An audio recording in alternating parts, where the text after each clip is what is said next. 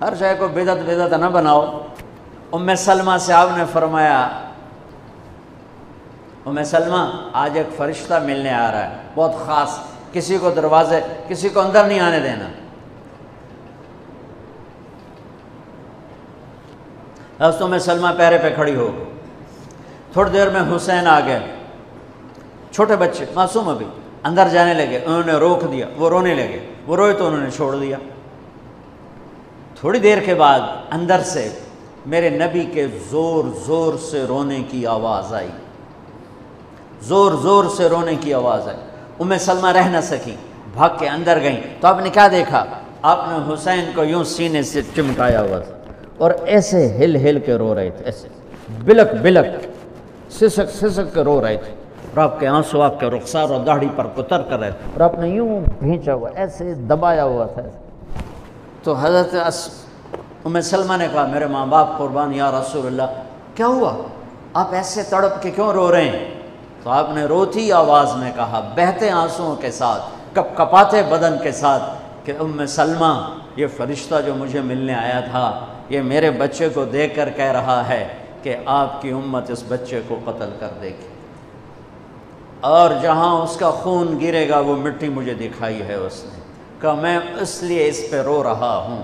ابھی تو وہ شہید نہیں ہوئے اور رویا جا رہا ہے، تو ہم تو ان کی شہادت پہ روتے ہیں بھائی، ہم تو ان کی شہادت پہ روتے ہیں، اور یہ قیامت تک روتے رہے گی دنیا۔ قیامت یہ اللہ کا نظام ہے، اس نے کربلا کے واقعے کو یوں کر دیا جیسے ہر سال آج ہی ہوا ہے، آج ہی حسین شہید ہو رہے ہیں، آج ہی عبداللہ کا سر کٹ رہا ہے، آج ہی زینب کی چادر کو پھاڑا جا رہا ہے، آج ہی لاشوں کو گھسیٹا جا رہا ہے۔ وہ میں حیران ہوتا ہوں، ٹیپو سلطان سرنگا پٹم میں شہید ہوئے، دشمن کون؟ انگریز، کون؟ کافر۔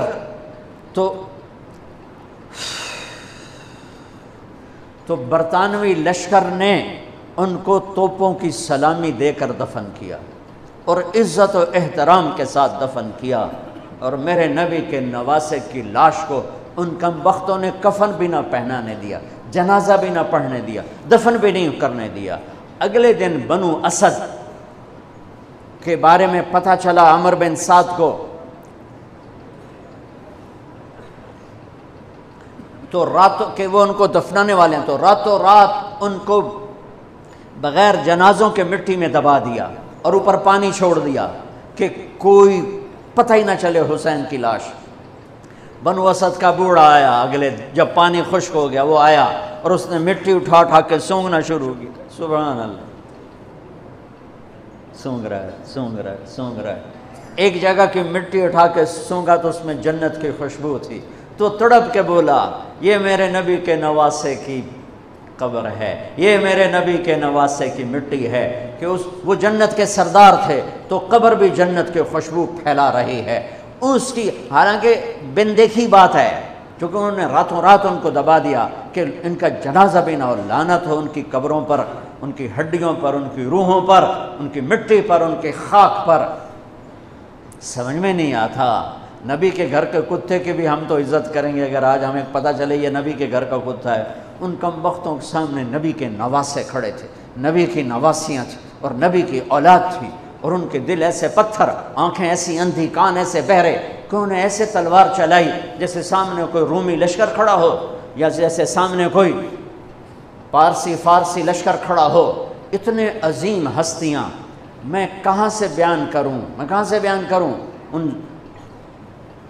یہ وہ نسب ہے جس کو اللہ آدم تک محفوظ رکھے ہوئے ہے، اور میرے نبی نے فرمایا کل سبب منقطع كل نسب وسبب منقطع الى يوم القیامہ الا نسبی وسببی وسأبلها ببلالها۔ قیامت کے دن ہر رشتہ ٹوٹ جائے گا، ہر ناطہ ٹوٹ جائے گا، ہر سبب ٹوٹ جائے گا، لیکن میری آل کے ساتھ رشتہ باقی رہے گا، نسب کا رشتہ باقی رہے گا، سبب باقی رہے گا۔ میں اپنی اولاد کو پانی پلاؤں گا، میں نے اپنی اولاد کی سفارش کروں گا۔ اس لیے میرے بھائیوں، ویسے تو کسی کے عیب نہ دیکھو، کسی کی برائی نہ دیکھو، پر سادات کی برائی، وہ شیعہ ہو، وہ سنی ہو، وہ بریلوی ہو، وہ اہل حدیث ہو، جو بھی ہو، وہ اگر میرے نبی کی اولاد ہے تو ان کے پاؤں چوموں، ان کے ہاتھ چوموں، ان کا ماتھا چوموں۔ یہ اللہ کے محبوب ہیں، اللہ کے پیارے ہیں۔ مجھے میری اولاد محبوب ہے، آگے ان کے پوتے ہو گئے، آگے ان کے بچے بچیاں ہو گئے، نواسیاں ہو گئے، پوتے پوتیاں ہو گئے، وہ ان سے بھی پیارے لگتے ہیں۔ میرے نبی نے اعلان کیا، میں اپنی نسل کو پانی لگاؤں گا قیامت کے دن، میں اپنی نسل کو پانی لگاؤں گا قیامت کے دن۔ پر اتنے سارے فرمان کے بعد بھی کیا شہید کیا گیا ہے، وہ کس بے دردی سے کیا گیا ہے۔ یہ تو میں تو نسب بتا رہا ہوں۔ پھر اللہ نے پیدائش، سب سے پہلے حسن پیدا ہوئے۔ آپ نے حضرت علی سے پوچھا کیا نام رکھا ہے؟ کہا جی حرب، جنگجو۔ آپ نے کہا نہیں، اس کا نام ہے حسن۔ پھر 10 مہینے بعد حسین پیدا ہوئے۔ آپ نے فرمایا کیا نام رکھا ہے؟ کہا جی حرب۔ کہا نہیں، حسین۔ پھر آپ نے فرمایا یہ 2 نام میرے اللہ نے آج تک کسی کے نہیں رکھے، سے پہلی دفعہ میرے بچوں کے نام رکھے جا رہے ہیں، حسن اور حسین۔ پھر آپ نے ان کو گڑتی دی، اپنا لعاب، اپنا حسن کو بھی حسین کو، دونوں اپنا لعاب نکالا اور حسین کے منہ میں ڈالا۔ اور ایک ہفتے دونوں کے ساتھ یہ کیا، ہفتے کے بعد بال مڈائے، عقیقہ 2 چھترے ذبح کیے، حسن کے لیے بھی 2 چھترے ذبح کیے، حسین کے لیے بھی عقیقہ فرمایا، گود کھلایا، حسن کو اٹھایا، انہوں نے پیشاب کر دیا، اب ہلے نہیں۔ مجھے نہیں یاد کہ میں نے اپنے بچوں کو چھوٹی عمر میں اٹھایا ہو اور اس نے پیشاب شروع کیا ہو اور میں نے اسے بٹھائے رکھا ہو، میں فوراً اٹھا کے ادھر، یا میں نے پتہ لگا پیشاب کر رہا، میں چاہتے اتھے باہر چھڑیا۔ لیکن میرے نبی نے، حسن نے بھی کیا، حسین نے بھی کیا۔ اور حضرت حسن کا تو واضح، آپ یوں لیٹے ہوئے تھے، آپ کا پیٹ سے کپڑا ہٹا ہوا تھا، اور حسن آپ کے پیٹ پر بیٹھے تھے، تو ان کا جو پیشاب ہوا تو سیدھا آپ کی ناف میں گیا۔